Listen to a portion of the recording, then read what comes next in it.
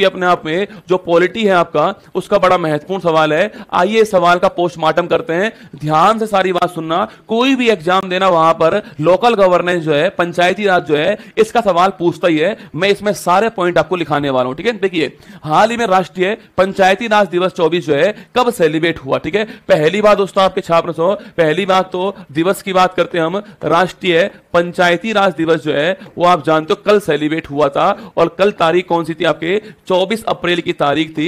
इस तारीख को सेलिब्रेट जो है हर साल ये होता है, ये भी आपको नोट करना है, ठीक है। हर साल होता है, और 2010 में जो है यह पहली बार सेलिब्रेट हुआ था, ये भी आपको ध्यान रखना है, ठीक है। 2010 में पहली बार सेलिब्रेट हुआ था, 24 अप्रैल को सेलिब्रेट होता है। आप पूछोगे सर इस तारीख को कौन सा? क्योंकि दोस्तों इसी तारीख को छापना एक अमेंडमेंट एक्ट आया था हमारे यहाँ पर, 73वां संविधान संशोधन एक्ट आपके 1992 में था, पर यह जो एक्ट है आपके छापना, यह एक्ट 24 अप्रैल 1993 को लागू होता है। इसलिए हमने इस तारीख को कर दिया, हमने इस तारीख को ही पंचायती राज दिवस घोषित कर दिया, ठीक है। तो 73वां एक्ट था, 1992 का एक्ट है, पर ये जो अप्लाई हुआ है, जो आपके लागू हुआ है, वो 24 अप्रैल 93 के अंदर हुआ है। इसलिए इस तारीख को हमने जो है इस दिवस के रूप में बना दिया, ठीक है। आप पूछोगे सर इस एक्ट से संविधान में क्या जोड़ा गया दोस्तों? आपके इस अमेंडमेंट से संविधान में सो एक तो भागनो, कौन सा है? संविधान दोस्तों भागनो जो है ये जोड़ा गया है, जिसमें आर्टिकल नंबर 243 से 243 जो ओ है, ये आर्टिकल इसमें शामिल है, ठीक है। एक तो भागनो जोड़ा गया दोस्तों इससे, जिसमें आर्टिकल 243 से 243 जो ओ है वो शामिल इसके अंदर है। और अगर पूछूं आपसे,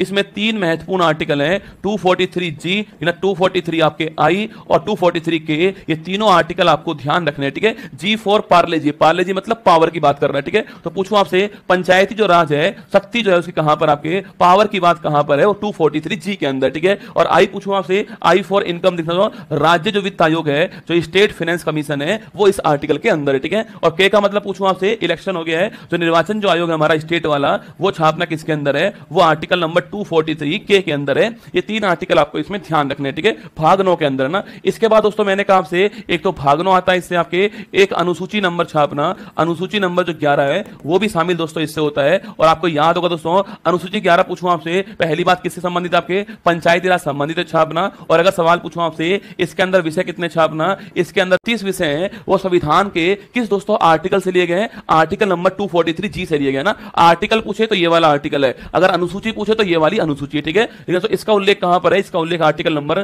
243 जी के अंदर है, ये भी आपको छापना है। मतलब कहां कहां पंचायती राज जो है उसका पावर है, उसकी बात करता है 243 जी, ठीक है। ये दो आपके जो अमेंडमेंट है आपके उससे शामिल दोस्तों हो चुके हैं। इसके अलावा पूछूं आपसे, इसके अलावा दोस्तों आर्टिकल 40 छापना, इसमें जो डीपीएसपी है उसमें लिखा हुआ है किसके बारे में? ग्राम पंचायत जो है इसके फॉर्मेशन के बारे में जो है, इसके बारे में जो है यहां पर लिखा हुआ है, ये भी आपको ध्यान रखना है, ठीक है। तो आर्टिकल 40 पूछूं आपसे, और कभी सवाल पूछे ना आपसे कि आर्टिकल 40 हमारे संविधान में किसकी प्रेरणा से है? महात्मा गांधी। किसको? महात्मा गांधी जो है उनकी प्रेरणा से हमारे संविधान के अंदर आर्टिकल 40 जोड़ा गया है, जिसमें फॉर्मेशन ऑफ ग्राम पंचायत जो है उसकी बात दोस्तों यहां पर की गई है, ठीक है। अगर आपसे पूछे दोस्तों पंचायती राज की बात करूं मैं आपसे, पंचायती राज छापना हमारे दोस्तों यहां पर आपके इसके लिए आपके दो बड़ी महत्वपूर्ण कमेटी बनाई गई थी आपके छापना। एक का नाम था बलवंत राय मेहता कमेटी थी, आपको सो याद होगा। आपके इस कमेटी का निर्माण होता है छापना कब? आपके 57 के अंदर कमेटी बनती है, और इस कमेटी ने त्रिस्तरीय, कितना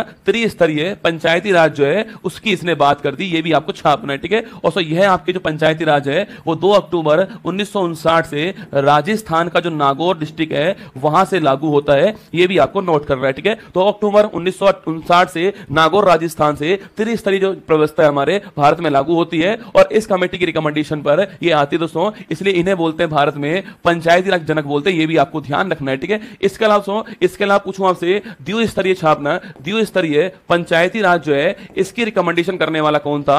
मतलब दोस्तों जिला स्तर पे और गांव स्तर पे, ब्लॉक की इसने बात नहीं की, ठीक है। जो उपखंड जो ब्लॉक होता है उसकी बात नहीं की इसने। आप बताओ मुझे कि द्विस्तरीय जो पंचायती राज व्यवस्था है उसकी बात करने वाला कौन था? ये आपको छापना है यहाँ पे, ये आपको नोट करना, ठीक है। अब दोस्तों हर जगह पर आपके पंचायती राज लागू नहीं हो पाता, सो कुछ ऐसे स्थान भी हैं जो आपके शेड्यूल एरिया होते हैं, वहां पर हमारा ये वाला अमेंडमेंट जो है, ये वाला जो आपके एक्ट है, ये वाला आर्टिकल जो है वो लागू नहीं होता है। तो वहां पर जो पंचायती राज है उसको लागू करने के लिए जो है हमने एक अलग से एक्ट बनाया है, उसको बोलते हैं पीईएसए एक्ट, ठीक है। पहले लिखना आप यहां पर, यहां लिखिए अशोक मेहता कमेटी। कौन सी है? अशोक मेहता कमेटी है, ये भी आपको ध्यान रखना है। मैंने आपसे कहा दोस्तों हर जगह पर आपके जो पंचायती राज जो हमारा एक्ट है, जो हमारा आर्टिकल जो है वो लागू नहीं हो पाता है। जो हमारे जो अनुसूचित क्षेत्र जो होते हैं, कौन से, जो हमारे शेड्यूल जो एरिया होते हैं, यहां पर कैसे, यहां पर आपके जो एक्ट लागू होता है वो कौन सा है, वो है PESA एक्ट छापना। ये कब का एक्ट है, 96 का एक्ट है। बड़ा महत्वपूर्ण सवाल है, यूपीएससी भी अपने सिविल सर्विस एग्जाम में यह सवाल पूछ चुकी है आपसे, PESA एक्ट